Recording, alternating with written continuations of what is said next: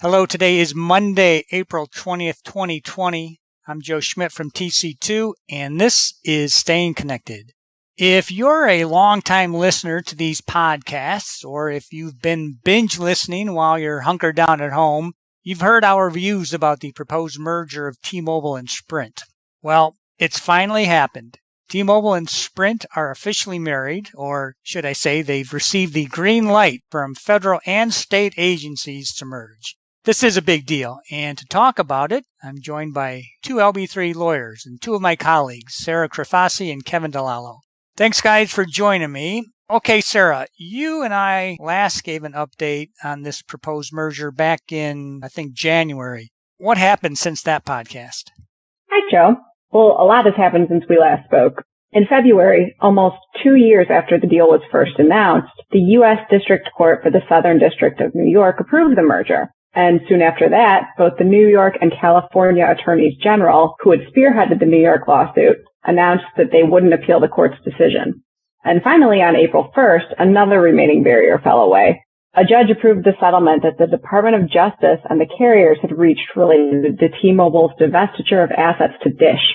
All right, 3 hurdles clear. Now, Kevin, back in May of 2018, we recorded a podcast about the announced merger, and you said at that time that you thought that this merger would eventually get approved. So, in addition to what Sara just outlined, what else has happened?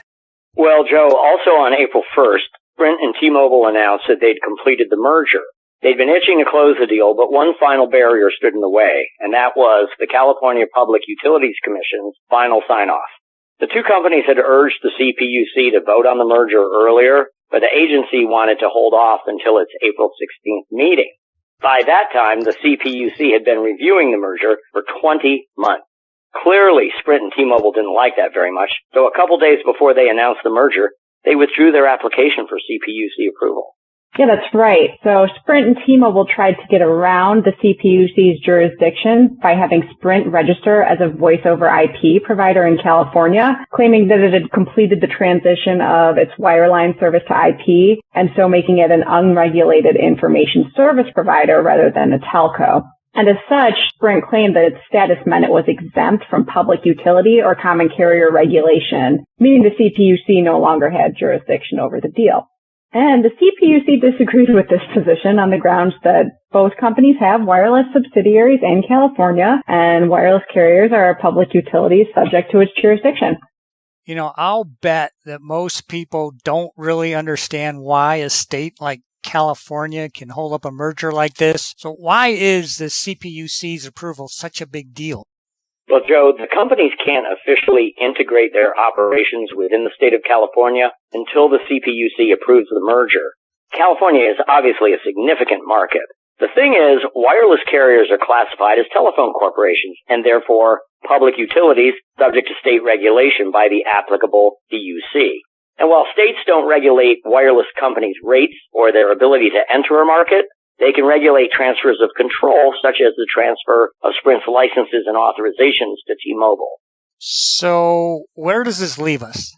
Well, at its April 16th meeting, the CPUC finally approved the merger in California with a unanimous vote. And the CPUC voiced concerns about the competitive effects of the merger, but eventually found it to be in the public interest as the new T-Mobile will be able to deploy a strong 5G network, making it better able to compete with AT&T and Verizon Wireless. And the agency also found that without the merger, it was uncertain whether Sprint could continue as a viable company, and that loss would have a worse impact in the market in California than the merger would. But the CPUC's approval came with a lot of conditions. To name a few, the new integrated T-Mobile will need to become a lifeline program provider to economically disadvantaged subscribers in the state. It'll need to provide service with improved download speeds to the state's population within specified timeframes. And it will need to create new jobs in the state. Well, let's hope it happens. You know, better coverage, faster speeds, more jobs. That all sounds like a winner to me. So, Kevin, it sounds like we've reached the light at the end of the very long merger tunnel.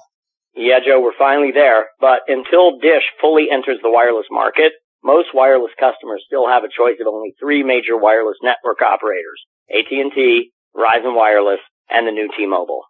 Okay, thanks, Kevin, and thank you as well, Sarah.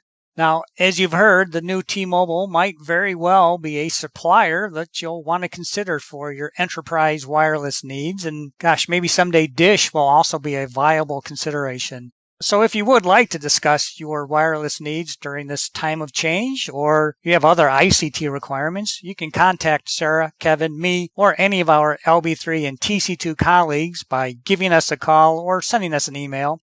You can also stay current by subscribing to Staying Connected, checking out our websites, or by following us on LinkedIn.